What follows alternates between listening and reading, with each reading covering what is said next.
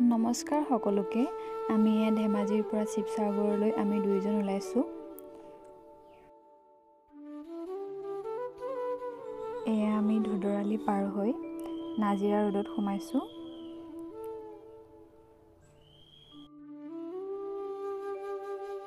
আমি নাজিৰাত অৱস্থিত অগ্নিনাভ মন্দিৰত বাবাক দৰ্শন কৰিবলৈ আহিছোঁ।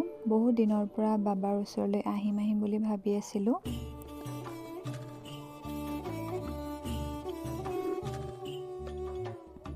এয়া ফাইনেলি অগ্নিনাভ মন্দিৰ পালোহি।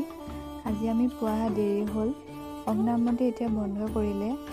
মন্দিৰ ৰাতিপুৱা 8টাৰ পৰা আবেলি 3টালৈকে খোলা থাকে আৰু বুধবাৰ আৰু শনিবাৰে মন্দিৰ বন্ধ থাকে। আমি ৰাতিটো থাকিবৰ কাৰণে মন্দিৰৰ ওচৰতে থকা এটা হোমষ্টেলৈ আহিলোঁ। এইটো চুকাফা হোমষ্টে। আৰু নেক্সট অগ্নিনাভ মন্দিৰলৈ যোৱা ভিডিঅ' নেক্সট ভিডিঅ'ত পাব। ধন্যবাদ।